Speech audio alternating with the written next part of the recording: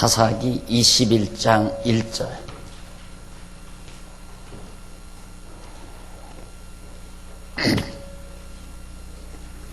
이스라엘 사람들이 미스바에서 맹세하여 이르기를 우리 중에 누구든지 딸을 베냐민 사람에게 아내로 주지 아니하리라 하였더라. 1절 한 절 봉독해 드렸습니다.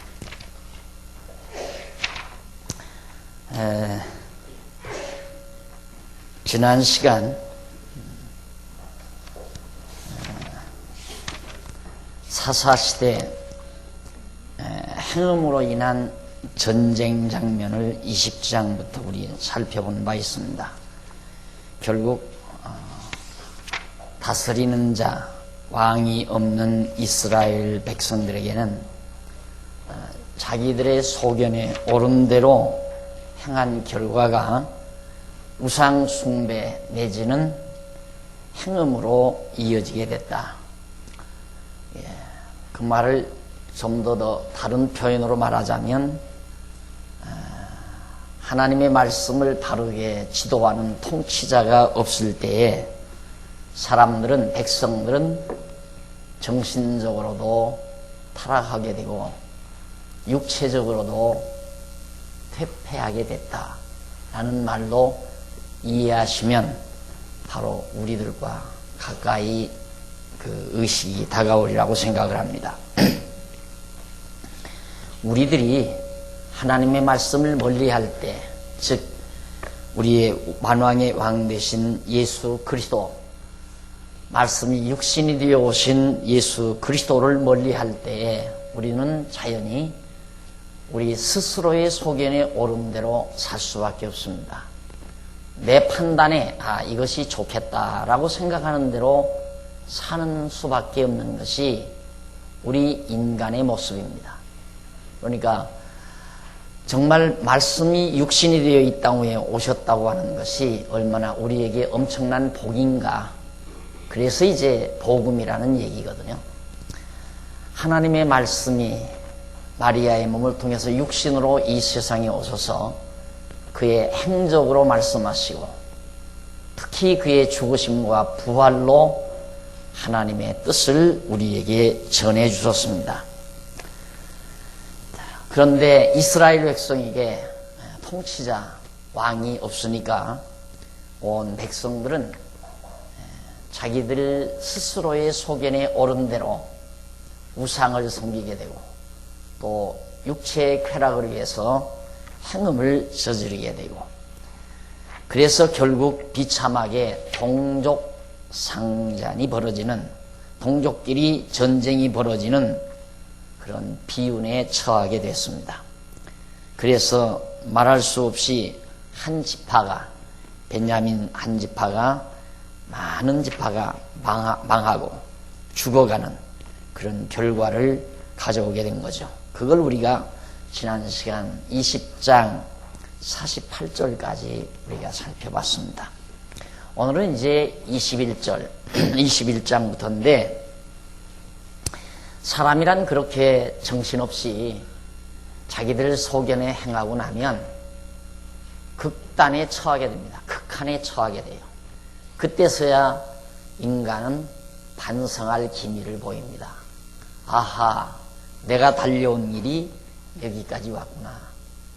그래서 항상 육체의 욕망은 끝장나야 끝장난다. 제가 가끔 단마디로 그렇게 말을 합니다. 육체의 욕망이란 끝장이 나야 끝장이 나요. 끝장이 안 나면 계속 질주해 가요. 결국 이스라엘 백성들도 결국 자기들의 소견에 옳은 대로 행하다가 또 자기 아내가 죽은 그 사람이 자기 아내의 시신을 12토막을 내가지고 각 지파들에게 보내는 일도 홧김에 그런 거거든요. 열김에. 내가 이런 억울함을 당했다. 그러니까 온 백성들이 소동을 해서 이런 나쁜 놈이 있느냐. 이래서 결국 서로 싸우다 보니까 결과적으로 보니까 망할 짓만 했다 이 말이에요. 그래서 인간이 슬기로움이 나중에 난다고 그러잖아요. 미련함이 먼저 앞서고 슬기는 뒤에 나온다. 제가 공부할 때 저희 선생 한 분이, 은사분 한 분이 저를 불러요. 그래 갔더니만 자네는 안무개하고 일을 같이 하면 대성할 수 있다고 그러더라고요. 그 누구냐면 그분이 그때 당시 굉장히 성격이 와일드하고 일을 추진력 있게 밀고 나가는 사람이 있었어요. 확확 밀고 나가는데 뒷마무리를 잘 못하는 거예요. 그러니까 자네는 그분하고 손을 잡고 일을 하게 되면 아주 대성할 수 있다고 그런 얘기를 점쟁이 마냥 날들 하더라고요. 그러면서 제 스타일을 얘기를 하는데 딱 결단을 빨리 안 내린다는 거예요. 빨리 안 내리고 신중히 생각한다는 얘기죠.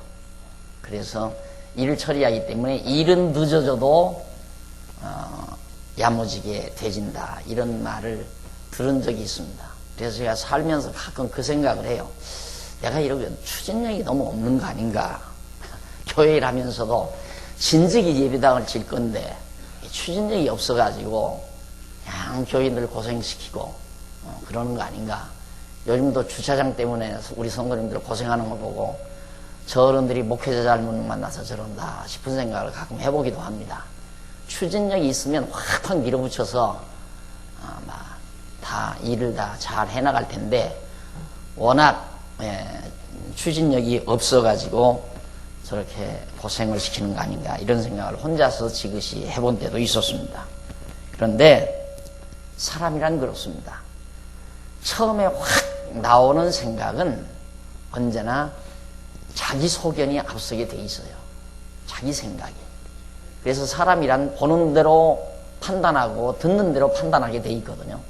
예를 들면 상대방이 아무개가 당신을 굉장히 욕하더라. 그러면 당장 즉흥적으로 나오는 생각은 그래? 그런 나쁜 새끼가 있어? 이 생각부터 먼저 나옵니다. 그거 가만 놔서는 안 되지. 보복을 해야지. 이대로 밀고 나가면 결국에는 이제 싸움이 벌어지고 분쟁이 일어나고 그런 거 아니겠습니까? 그런데 한 발자국 물러서서 가만히 생각해 보면 그 친구가 왜 나를 욕했을까? 왜 나를 비난했을까? 생각해 보면 요즘 그 친구가 직장에서 퇴출당해가지고 지금 자기 일이 뭔가 뒤틀리고 있어. 그러니까 아마 속이 상하니까, 속상한 사람, 속이 상한 사람은 상대방이 아름답게 보이는 일이 없거든요. 다 아름답지 않게 보이게 되죠. 그렇게 되면 이제 이해가 가는 거고, 이해가 가면 도리어 그 사람이 측은하게 여겨지고 가련하게 여겨지고 안타깝게 여겨지고, 이런 생각이 자연히 나오는 것이 인간의 모습입니다.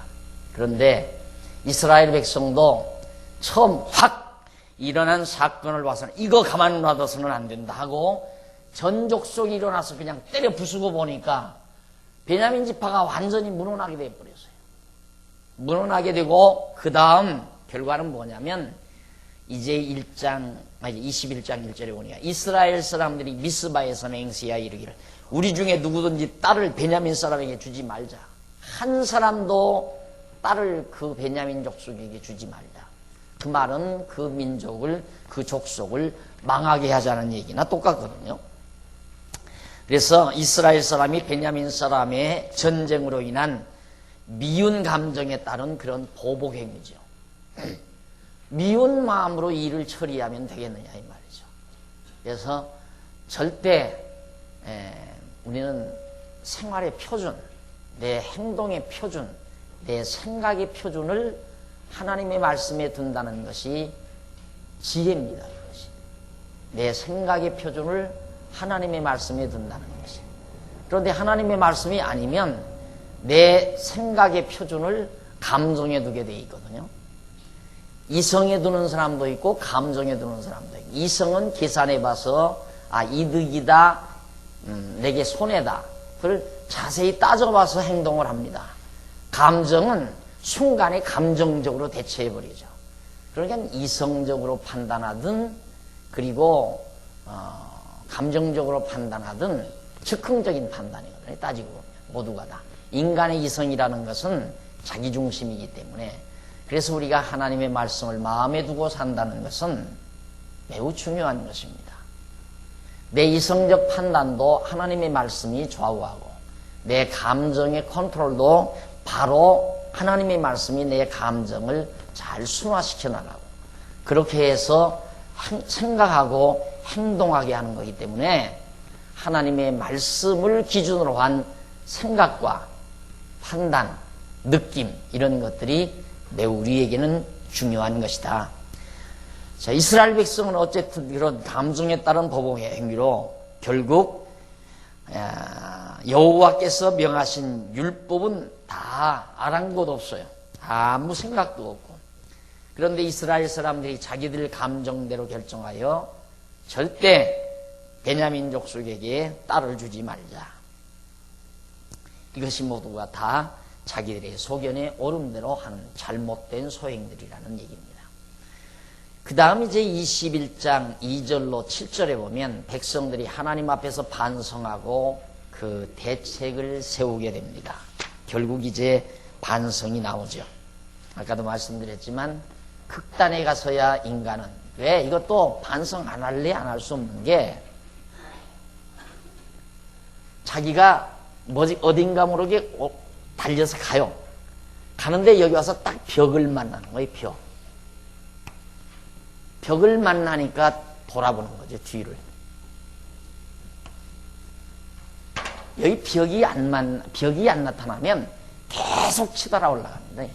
계속해서 자기의 소견이 오른 대로 질주해 가요. 그러나 벽이 한번 딱 부딪히게 되면 내가 잘못 왔나? 하고 뒤돌아보는 것이 인간의 본성이에요. 그래서 이스라엘 백성들도 지금까지 잘 달려왔어요. 감정대로 자기들의 소견이 오른 대로. 자, 우상을 섬긴 사람들도 자기 소견이 오른 대로, 행음한 사람들도 자기 소견이 오른 대로, 그리고 여자를 죽인 그런 비리들도 자기의 소견대로, 그 여자가 죽었다고 토막을 내서 12지파에 보낸 사람도 자기 소견대로, 그리고 그걸 보고 분개해서 일어나서 베냐민 지파를 친 것도 자기들의 소견대로. 결국 치고 나서 생각해 보니까 결국은 우리가 너무너무 엄청난 상황까지 몰고 왔다는 그런 벽을 만나게 됩니다. 그래서 2절 백성이 베델에 이르러 거기서 저녁까지 하나님 앞에 앉아서 대성통곡하여 가로되 이스라엘이 하나님 여호와여 오늘날 이스라엘 중에 어찌하여 한 지파가 이스러졌나이까. 오늘날 어찌하여 우리 12지파 중에 한 지파가 이스러졌나이까. 12형제 가운데 한 형제가 다 망해버렸으니까. 망하고 나서야 여러분 저 아버지가 돈 안 준다고 저 아버지 쳐죽이고 도망간 놈이 있죠. 지금은 후회할 거예요. 지금은 내가 그때 왜 했나. 이 사람이 어리석은 생각은 열심히 나요. 다시 말해 어리석은 것은 강한 열심이 일어나요. 그래서 나는 처음에 목회하면서 제발 좀 교인들 열심 좀 내지 말라고. 내가 보니까 순 가짜 열심이에요.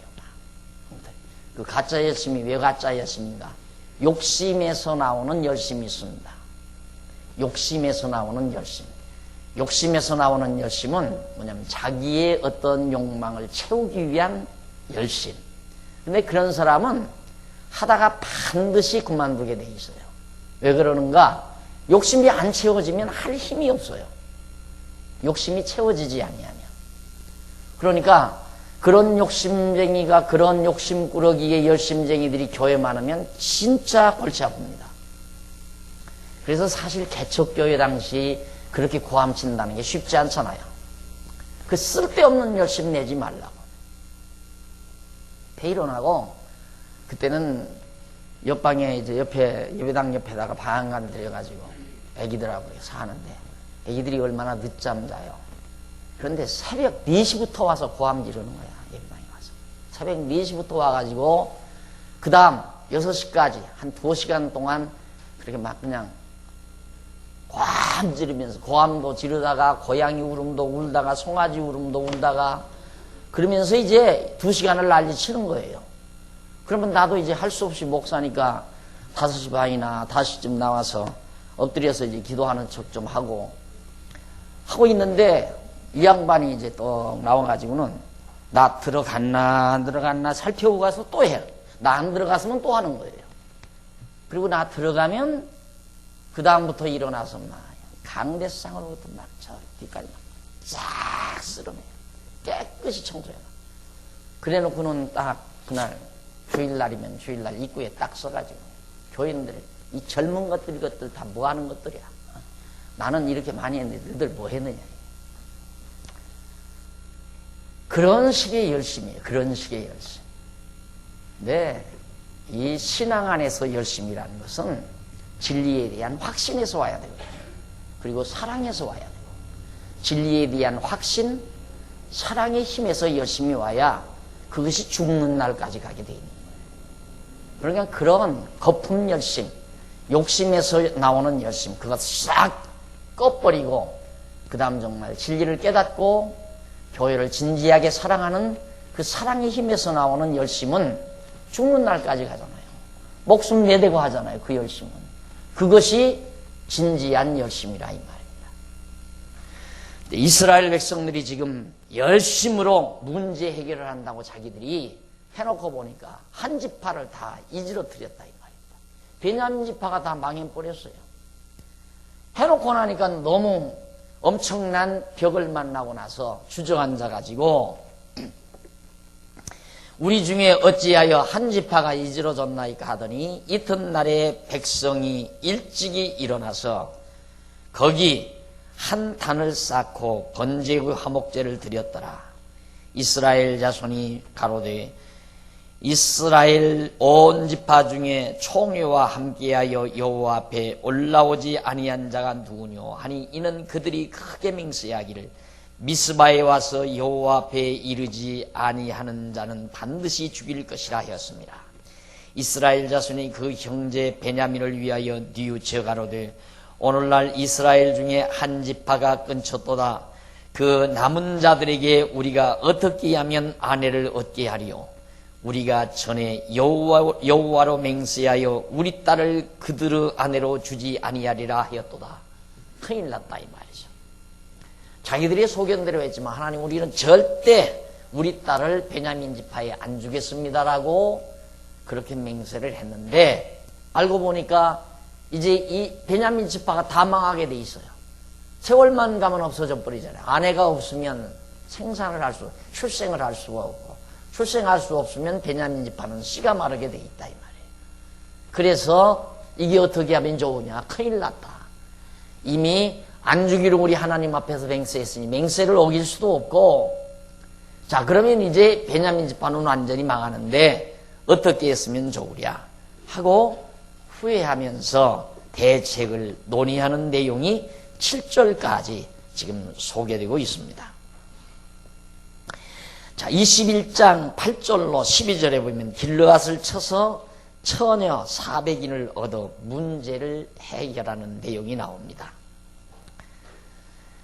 자, 이제 자기들의 딸을 주지 않았기 때문에 이방 땅에서 여자를 데려오지 못하도록 성경은 되어 있잖아요. 이방 여자를 데려오지 못하도록 하나님의 택한 백성은. 그러니까 이것도 지금 문제가 심각한 거예요. 이것까지도. 예. 길르앗은 이방 사람들인데 길르앗 땅에 가서 사람들을 다 쳐서 죽여버리고 거기서 여자들만 뺏어다가 전부 이제 베냐민 족속에게 주어가지고 이 여자들을 통해서 자녀 낳고 살아라. 이제 그렇게 하겠다는 얘기죠. 그렇게 해서 이제 문제를 해결을 합니다. 그러니까 잘못된 한 가지 잘못이 일어나면 연쇄 반응적으로 그것을 해결하게 돼요. 그러니까 딱 내가 일단 여기서 아 이건 안 된 일이다 라고 하면 돌아서 버리면 끝나지만은 그 문제를 해결하기 위해서 다른 방법을 또 채택하고 또 채택하고 거듭 자기들의 소견에 옳은 대로 행하다 보면 더 큰 문제가 발생하게 된다 이 말이죠.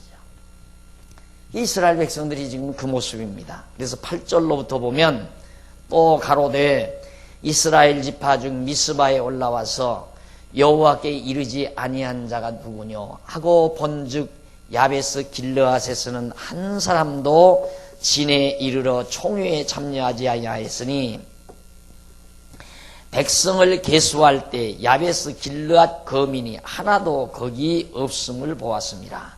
회중이 큰 용사 1만 2천을 그리로 보내며 그들에게 명하여 가로되 가서 야베스 길르앗 거민과 및 부녀와 어린아이를 칼날로 치라.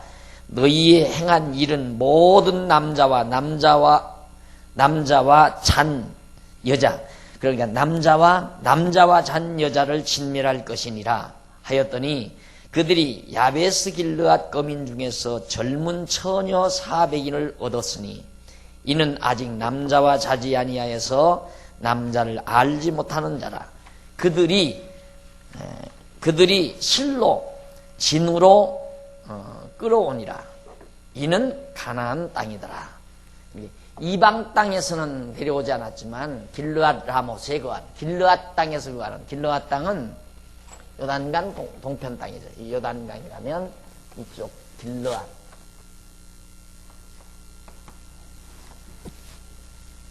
이것도 물론 이스라엘 백성들이 다 차지하고 사는 땅인데 아직 내몰지 아니하고 내쫓지 아니하고 길르앗 땅에서 살고 있는 거민들이 있어요.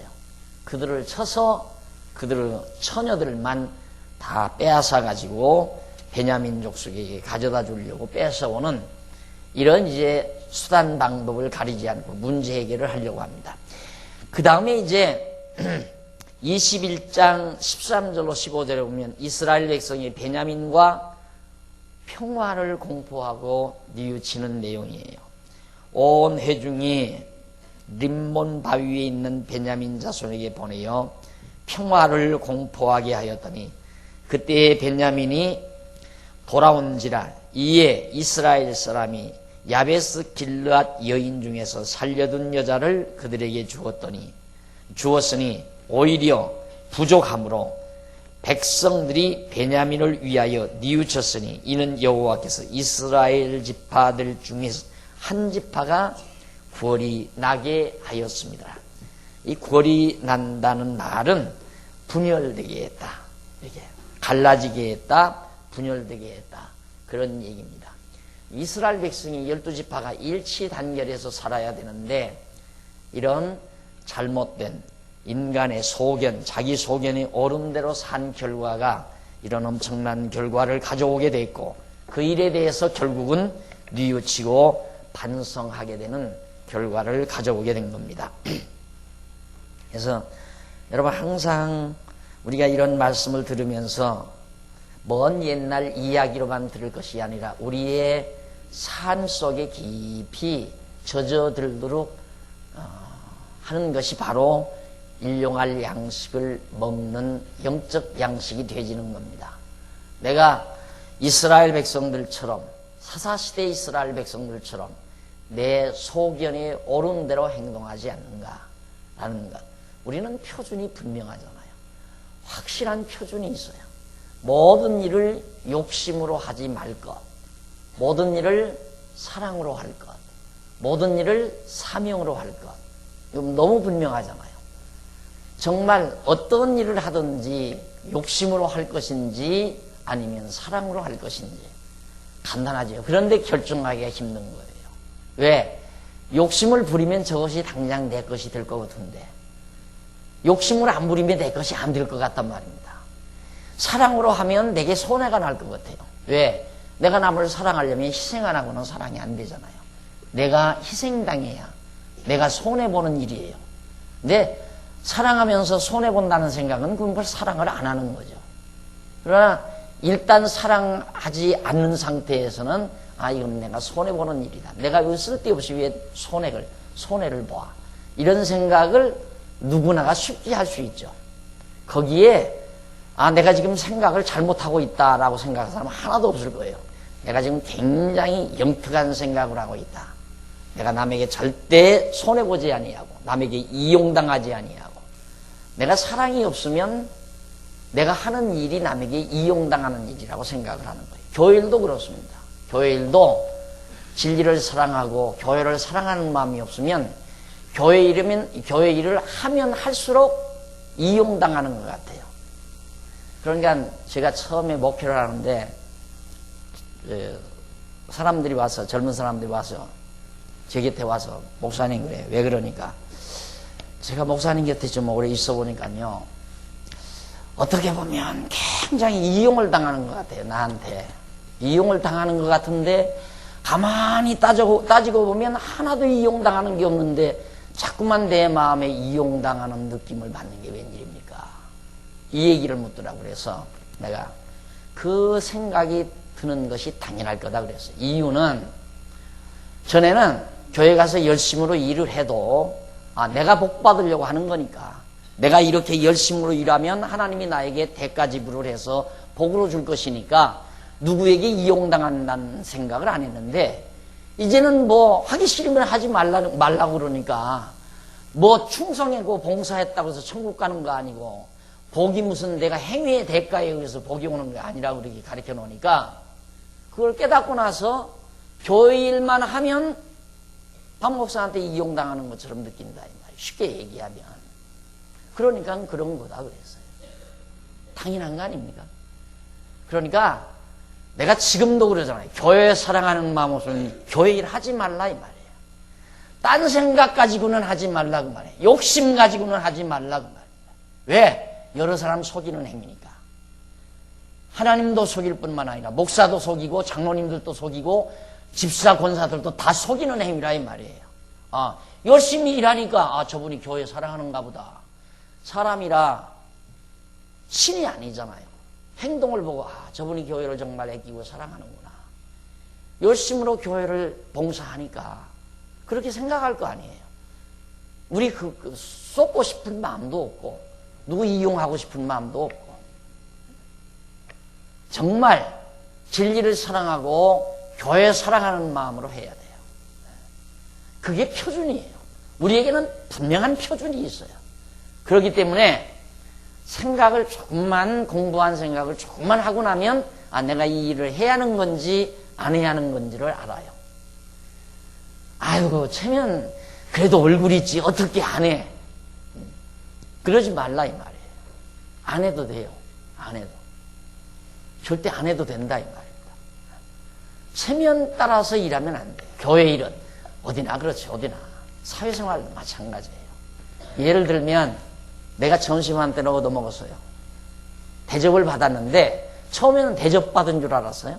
대접받은 줄 알았는데 지난번 내가 뭐 좀 식사 한번 대접했더니만 그것에 대한 답방이라 갚는 거예요. 쉽게 말하면. 그걸 알았다 했을 때 그건 진짜 참 비참하죠. 예? 먹었던 게 밥 먹었던 게 저 밑에서부터 죄송해요. 그런 기분 느끼잖아요. 정말 사랑하는 마음이든 존경하는 마음이든 그런 마음, 대접이란 그거 아닙니까? 대접. 대접이 아니라 구워줬던 거 받았다.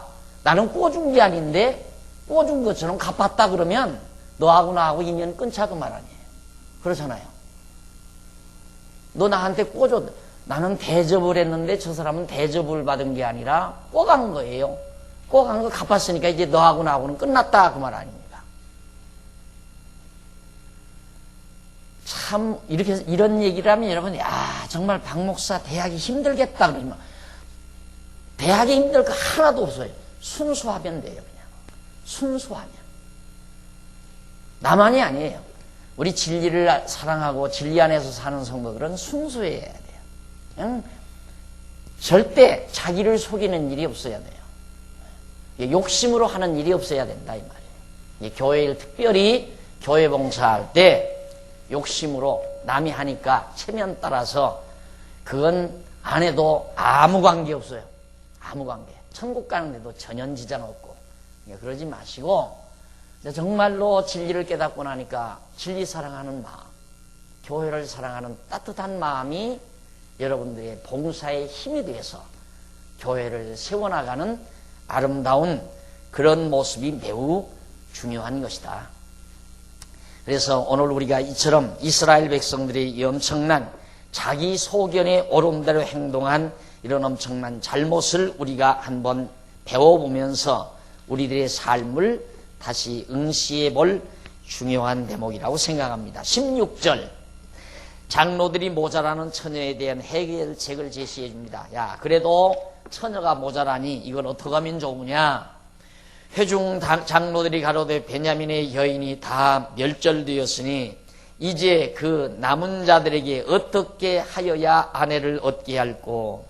또 가로되 베냐민의 베냐민의 도망하여 면한 자에게, 베냐민이 도망쳐서 면한 자에게 마땅히 기업이 있어야 하리니 그리하면 이스라엘 중에 한 지파가 사라짐이 없으리라.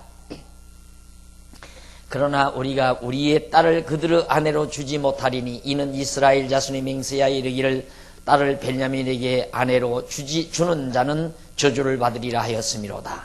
또 가로되 보라, 베델 북편 르보나 남편 베델에서 세김으로 올라가는 큰 길 동편 실로에 매년 여호와의 절기가 있도다 하고 베냐민 자손에게 명하여 가로되 가서 포도원에 숨어보다가 실로 여자들이 무도하러 나오거든 너희는 포도원에서 나와서 실로의 딸 중에서 각각 그 아내를 붙들어 가지고 베냐민 땅으로 돌아가라.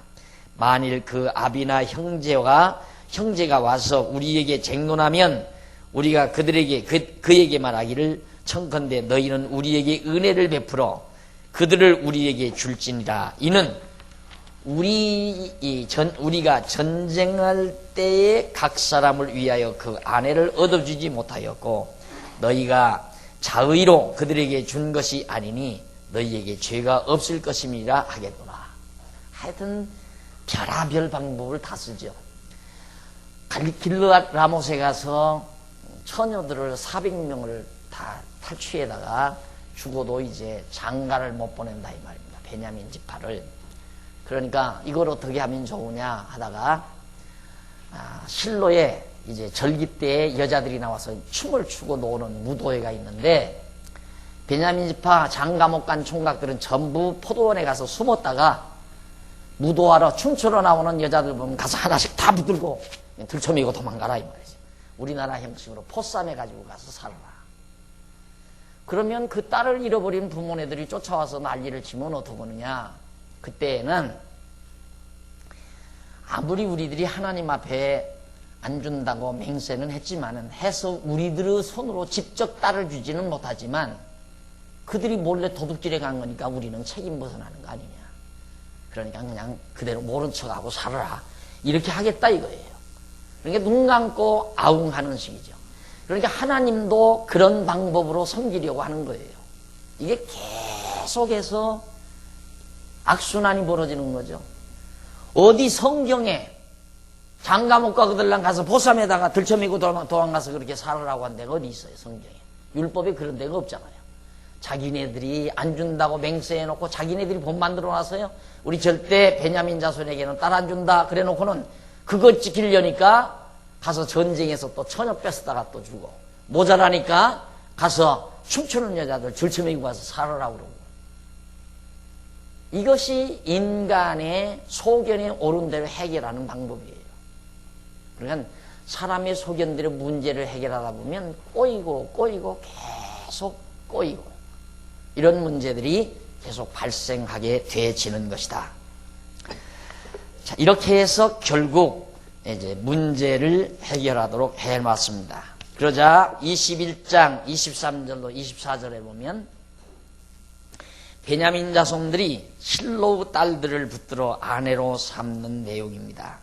베냐민 자손이 그같이 행하여 춤추는 여자 중에서 자기들의 수요대로 아내를 붙들어 가지고 자기 기업에 돌아가서 성읍들을 중건하고 거기 거하니라. 그때에 이스라엘 자손이 그곳을 떠나 각각 그 지파 그 가족에게로 돌아가되 각각 그곳에서 나와서 자기 기업으로 돌아갔더라. 이제 문제가 다 어쨌든 이랬든 저랬든지 간에 후회와 반성을 통해서 그들은 문제 해결을 해놓고 베냐민 집 자손이 아주 이지러지지 않는, 아주 멸절되지 아니하는 방법을 다 해결해 놓고 다 각자 12지파가 허탈한 마음으로 각각 자기 지파로 돌아가 버리고 말았습니다. 자, 이제 그 모든 일들의 원인이 어디에 있었는가? 최종 결론이 21장 25절에 딱 나오죠. 왕이 없으므로 백성들이 각각 소견에 오른 대로 행하였더라 라는 말이죠. 25절, 그때 이스라엘의 왕이 없으므로 사람이 각각 자기 소견에 오른 대로 행하였더라. 그러면 사사기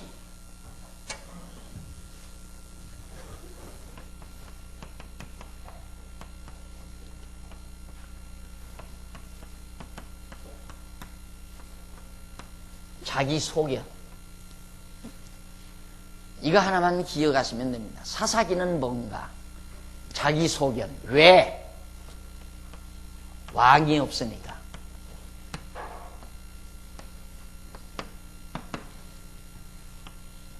왕이 없으니까 자기 소견에 옳은 대로 행했다.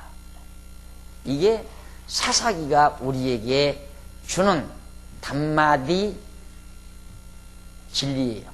단마디 진리.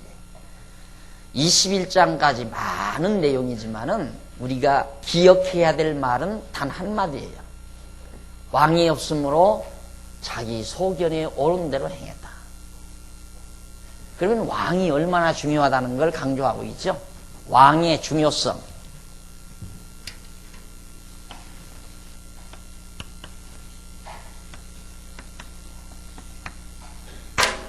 왕이 굉장히 중요하다. 왕이 있어야 한다 이 말이에요. 12서너 명의 사사들이 교체되는 동안에 계속 주는 교훈이 그거예요. 왕이 없으므로 자기 소견에 옳은 대로 행했더라. 오늘 우리는 만왕의 왕 되신 그리스도의 말씀이 내게 없으면 내 소견에 옳은 대로 행동한다. 내 소견에 옳은 대로. 자, 이렇게 해서 결국 사사기 내용은 모두 마무리가 지어졌습니다. 자, 그러면 이제 넘어가서 룻기로 넘어갑니다. 룻기. 4권을 보시면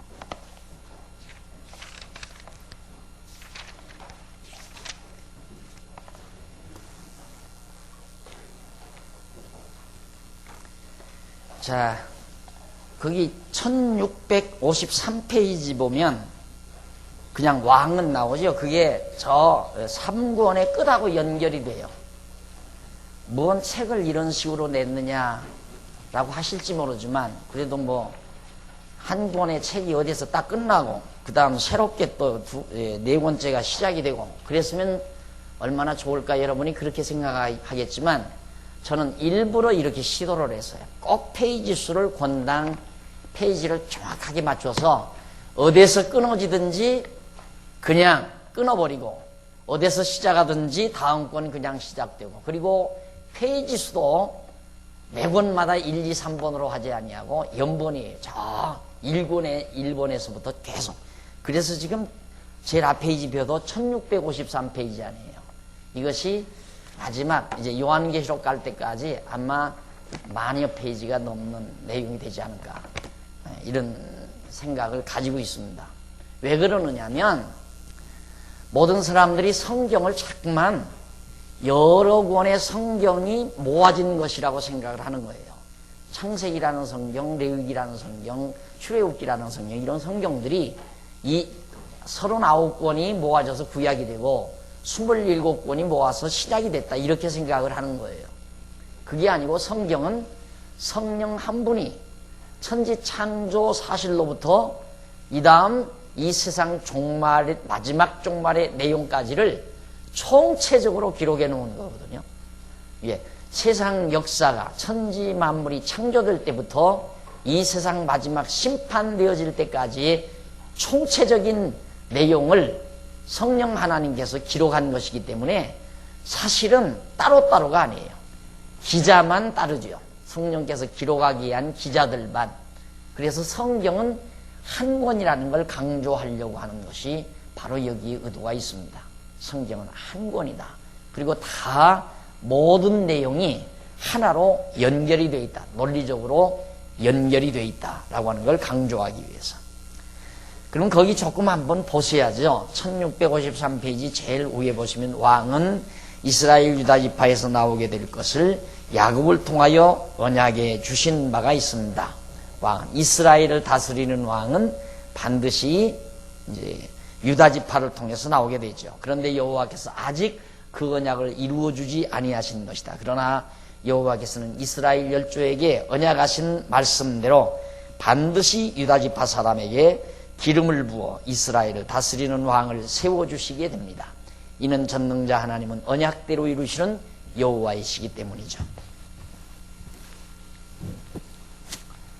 자, 그러면 이제 일단 지금 이제 사사기가 끝나고 룻기에 넘어가면서 한 장만 넘겨보세요. 한 장 딱 넘겨보면 1655페이지 나오죠. 거기 보면 제4장 통치 언약 성취 섭리 내용이 나옵니다. 룻기에서부터 에스더서까지죠. 이게 장이 바뀌잖아요. 장이 확 바뀌는 내용이니까 요 관계, 요 부분의 공부를 여러분이 착실하게 잘 해두셔야 됩니다. 대나무가 자라날 때 이렇게 대나무가 쭉쭉 자라날 때 마디가 있잖아요. 이렇게 딱 마디 있으니까 크죠. 요 마디가 견고해서 그렇게 쭉 뻗어도 대나무가 견고하게 서 있잖아요. 그러듯이 우리 성경에 대한 이론도 장과 장 사이의 매듭을 아주 야무지게 하시고 넘어가셔야 돼요.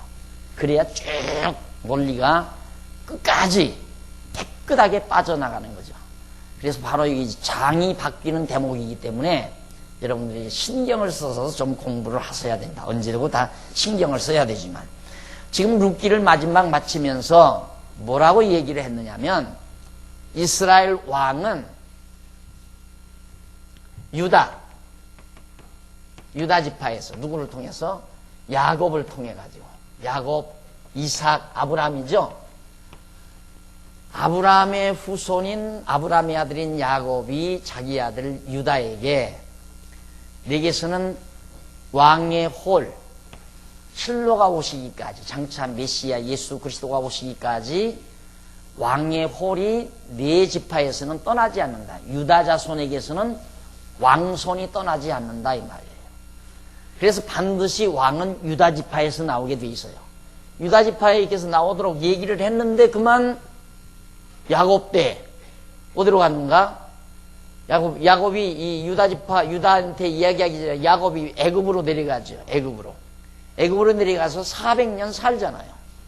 400년 살았다가 애굽에서 돌아와요. 애굽에서 돌아오니까 이때가 이제 400년 되죠.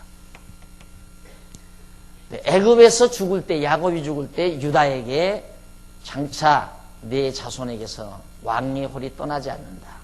유다에게서 왕이 나온다 했다 이 말입니다.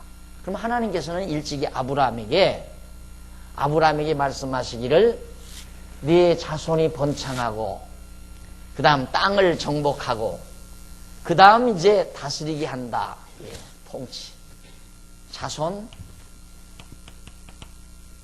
땅 통치. 그런데 이제 사사기가 여기까지예요. 여기는 이제 민수기 30장까지. 민수기 30장에서부터 사사기까지가 땅 정복하는 내용이에요. 땅을 정복했어요. 그러니까 지금 오늘까지 공부한 내용이 사사기 내용인데 아직도 가나안 땅을 정복하는 과정이죠. 뺏겼다가 다시 찾았다가 뺏겼다 다시 찾다가 그러면서 이제 사사시대를 보내요. 그런데 사사기 마지막 부분에 이제 문제는 여기서 왕이 없으니까 자손도 번창했고 땅도 차지했지만 왕이 없으니까 땅을 도로 뺏겼다가 도로 찾기도 하고, 백성들은 자기 소견에 옳은 대로 행해서 여러 가지 어려운 일을 부딪히게 되고, 그 과정이 바로 이 과정이란 말입니다. 그러니까 왕이 얼마나 중요한 지금 중요성을 지니고 있는가, 통치자가 얼마나 중요하냐 이 말이에요. 그러니까 하나님께서는 이스라엘 백성들에게 통치자의 중요성, 왕의 중요성을 깨닫게 하기 위해서 이런 역사를 베풀어 가는 거죠. 봐라, 왕이 없으면 너희들이 이렇게 헤매이지 않느냐 이 말이에요. 왕이 없으면 너희들이 이처럼 갈등을 겪지 않느냐. 이걸 철저히 깨닫고 왕을 필요로 하도록 그렇게 만들어 주어요. 왕을 절대 그러니까 자기들의 소견이 옳은 대로 살지 아니하고 왕의 통치를 받으며 살고 싶은 마음을 가지도록 해서 이제 왕을 세워주려는 거예요, 하나님께서. 그래서 이제 우리가 룻기, 여기서부터 룻기로 들어가잖아요. 룻기에서부터 에스더서까지. 이게 이제 앞으로 나갈 내용이거든요. 그러면 1장은 뭐냐? 1장은 여기는 언약, 하나님께서 언약, 그 다음 자손 언약, 땅 언약, 그 다음 통치 언약. 1장, 2장, 3장, 4장 그러잖아요. 4장. 장이 바뀌는 곳이라 이 말이에요. 그래서 여러분들이 이 부분에서 공부를 매우 잘 야무지게 잘 하셔야 된다. 여호와께서 이스라엘 열조에게 언약하신 말씀대로 반드시 유다 지파 사람에게 기름을 부어 이스라엘을 다스리는 왕을 세워주시게 돼요. 이제 우리가 공부해보면 앞으로는 왕 세워줘요. 왕을 하나님이 반드시 세워주는데 왜 세워주는가? 왕의 말 잘 듣고 왕 통치를 받아서 잘 먹고 잘 살으라는데 목적이 있는 게 아니다. 하나님께서 언약하신 대로, 여기 언약대로 왕을 세워주는 이유는 하나님이 여호와이사, 언약대로 이루시는 자, 이게 언약대로 이루시는 자라는 의미를 가지고 있어요. 여호와라는 이 이름이 언약대로 이루시는 자라는 뜻을 가지고 있다 이 말입니다. 여호와는 뭐 어떤 분이냐? 글자의 뜻은 뭐 I am that I am에서 스스로 있는 자 이런 말을 해요. 그 글자의 뜻이에요. 그러나 이 이름의 의미는 여호와라는 이분은 반드시 언약대로 이루시는 자라는 그런 의미에서 여호와라고 한다 이 말입니다. 그래서 하나님을 여호와로 알려주려면 어떻게 해야 됩니까? 언약대로 이루어 주어야 하나님이 여호와인 줄 알 거 아니에요. 하나님은 당신 이름을 알려주려고 하는 거예요. 당신 이름이 어떤 이름인가? 왜 그러느냐면 신의 이름이 많잖아요. 뭐 바알신, 아스다롯 등등 이런 여러 가지 이방신들이 참 많은데 하나님은 그런 신과는 다르다 그 말이에요. 그럼 하나님의 이름이 필요한데 하나님의 고유명사가 여호와란 말이에요. 왜 여호와인가? 언약대로 이루시는 분이라서 이름을 여호와라고 알려주고 싶은 거예요, 우리 인간에게. 그러니까 하나님께서 이처럼 아브라함을 통해서 언약하시고 언약대로 야곱에게 왕은 장차 통치자를 누구를 세우느냐면 유다지파 내게서 나온다 이 말이에요. 유다지파에게서 나온다. 그럼 유다지파에서 정말 왕이 세워만진다면 야 진짜 하나님은 언약대로 이루시는구나. 이 한마디를 우리에게 알게 하려고. 이 구약성경 창세기부터 말라기서까지는요 간단한 거예요. 세 글자 여호와. 그냥 하나님은 여호와다. 이 여호와 이 세 글자 이름 하나 알려주려는 것이 창세기부터 말라기서까지의 총체적인 내용이라 이 말입니다. 그런데 우리는 의미를 다른 데다가 두면 야 하나님께서 이스라엘 백성들 왕의 통치를 받아서 잘 먹고 잘 살고 이방 민족들보다 우월하게 그렇게 살려고 복 주시려고 그렇게 하셨구나. 그러다 보면 목적이 어디 있느냐면 나 잘 먹고 잘 사는데 목적을 두고 사는 거예요. 거기다 목적을 뒀는데 하다 보니까 잘 먹고 잘 못 산다 이 말이에요. 이러면 하나님이 없는가 보다 이렇게 될 거 아니에요. 목적을 다른 데 두었기 때문에 목적을 여호와 아는 데 두면은 다 다 모든 역사가 이해가 되는데 목적을 자기에게 두면 이해 안 되는 게 너무 많다 이 말이에요. 목적을 자기한테 두게 되면. 그래서 우리가 성경을 우리에게 계시하신 하나님의 뜻과 목적을 우리가 정확하게 알고 접근하는 것이 매우 중요하다. 그래서 여기서 지금까지 앞에서 살펴본 내용을 종합적으로 간략하게 정리해 보면 사사기 19장에서 20장까지는 이스라엘 자손이 백성을 다스리는 왕이 없이 자기 소견에 옳은 대로 행음죄를 범한 것, 이 지금까지 공부해 왔죠. 그 다음 밑으로 쭉 내려와서 8째 줄 사사기 17장에서 21장까지는 이스라엘 언약 자손이 왕이 없으므로 자기 소견에 옳은 대로 행하여 범죄하는 내용으로 우상을 숭배하는 죄를 범하며 성적으로 부패하는 죄, 완전히 왕이 없어 타락하는 죄를 우리가 공부해 왔습니다. 그 다음 넘어가서 1654페이지 위에 세 번째 줄, 그러면 사사기 전체는 뭐냐? 사사기는 여호와께서 불순종하는 이스라엘 언약 자손을 이방 대적과 사사들을 통하여 시험하시는 내용이다. 우리가 하나님 여호와를 경외하나 경외하지 아니하나를 시험하는 내용이 사사기였다. 그래서 우리는 사사기를 통해서 자기 소견에 옳은 대로 행하는 것은 하나님을 거역하는 행위죠. 모두가 다. 그 다음 중간쯤 내려옵니다. 1654페이지 중간에 보면 줄 바꾼데 민수기 31장에서부터 사사기 내용 이거 나오는 거예요. 31장 여기 30장이니까 여기 이제 민수기 31장이죠. 여기서부터 여기까지. 그러니까 이 부분 항상 여러분들이 이제 짐작을 하셨겠지만은 여기서 지금까지 앞에서 살펴본 내용을 종합적으로 해서 다음 내용과 연결을 짓겠다 하는 말은 요걸 만들어 드리겠다 이 말이에요. 매듭을 지어 주겠다. 잘 매듭해서 그 다음 연결되는 데와 딱 잘 접착을 시켜 드리겠다. 그래야 이게 논리가 살아 움직이니까. 그러잖아요? 그냥 매듭 장이 건너갈 때 앞부분을 장이 건너갈 때 요 사사기 일부 그 다음 이 전체 사사기 일부 그 다음 조금씩 해서 전체를 쌓아 묶어 가지고 매듭져서 그 다음 모시고 가려고 그 내용을 항상 기록해 놨습니다. 그러니까 성경의 맥을 이어가는 부분이 바로 여기서 지금까지 살펴본 내용을 종합적으로 간단하게 총정리하겠다라는 말, 그게 매우 중요하게 작용되는 말입니다. 이미 여러분 많이 읽어보셨겠지만. 자, 그러면 민수기 31장에서 사사기 내용은 여호와께서 이스라엘 열조에게 세우신 3대 언약 가운데 땅 언약을 성취해 주시는 내용으로 나오잖아요. 세 가지 언약, 3대 언약.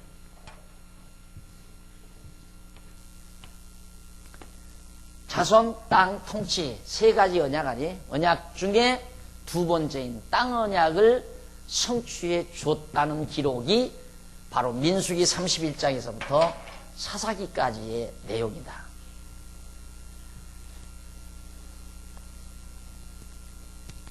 역시 이것도 하나님께서 그럼 왜 언약대로 하나님이 땅을 저렇게 허락해 줬는가? 땅 많이 차지해서 잘 먹고 잘 살으라고 땅 준 게 아니다. 꼭 기억하셔야 됩니다. 그렇다면 이스라엘 백성들 지금 땅 못 가져서 저렇게 지금 힘들어 하잖아요.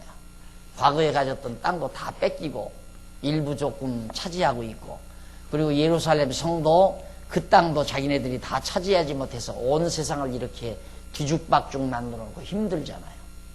땅 준다는 것이, 그것이 그 땅을 차지하고 잘 먹고 잘 살으라고 땅을 준 게 아니라 여기서 하나님 여호와를 깨달아 알고 경외하기를 배우라 그 말이에요. 그걸 배워라. 예배당 이 땅 준 것도 야 장안중앙교회 부자 됐다, 부자 노릇하면서 자랑하고 살으라고 준 것이 아니라 이곳에서 하나님 여호와 경외하기를 배우고 살아라. 중요한 목적은 거기 있다 이 말이죠. 그러면 애써 이거 입어놓고 오늘처럼 이렇게 공부 안 한다면 무슨 의미가 있어요? 아무런 의미가 없어요. 너네 교회 땅 몇 평이냐? 우리 교회 150평밖에 안 돼. 야, 그것도 땅이냐? 우리 건 1000평이 넘는다, 1000평. 그러라고 땅 준 거 아니다, 이 말이에요. 그런데 인간들은 계속 키재기하며 살잖아요. 키재기하며. 너 거보다 내 거가 크다? 네 키보다 내 키가 크고, 네 코보다 내 코가 크고, 네 눈보다 내 눈이 크고, 무조건 커야 돼. 만사가 다. 왜? 목적이 거기에 있으니까. 문제는 하나님께서 이스라엘 백성에게 땅 준 것은 봐라, 내가 이렇게 준다고 언약대로 주지 않았느냐 이 말이에요. 왜 하나님은 언약대로 지켰는가? 당신이 여호와인 줄을 깨닫게 하려고, 알게 하려고. 그래서 준 거라 그 말이에요. 이 성경이 얼마나 간단하고 쉬워요. 공부해보면 성경은 아주 간단하다. 너무너무 간단하다. 그래서 나중에는 알고 나면, 여하튼 여러분들이 성도대학 졸업하려면 머릿속에 구슬알처럼 성경이 땡그랗게 딱 떨어지면 그게 졸업생이에요. 그렇게 안 떨어졌는데도 졸업장 받아가면 다 헛거야 그거. 종이 쪽지지. 예? 무조건 공부도 안 하고 졸업장 받아가는 사람들 참 한심하더라고요. 그런 사람들이 있다고 그러더라니까 보니까. 그게 달라니까 준 거예요 그냥. 그 전에 다 그랬거든요. 나 할 때는 그렇게 했는데, 요즘에는 서로 가짜들이 들어있는 것 같아요. 졸업장도. 성도대학 졸업장도. 가짜면 안 되죠. 동그랗게 있느냐 없느냐 중요해요. 머릿속에 성경 한 권이 구슬알처럼 땡그랗게 딱 떨어지면 돼요. 자, 이래서 이제 하나님께서 마지막 이제 세 번째 언약인 이 통치 언약, 이걸 이루어 주시기 위해서 제4절 바로 통치 언약 성취 섭리에 대한 내용을 우리가 공부하게 되겠습니다. 차 한 잔 드시고 여기서부터 우리 공부하도록 하십시다.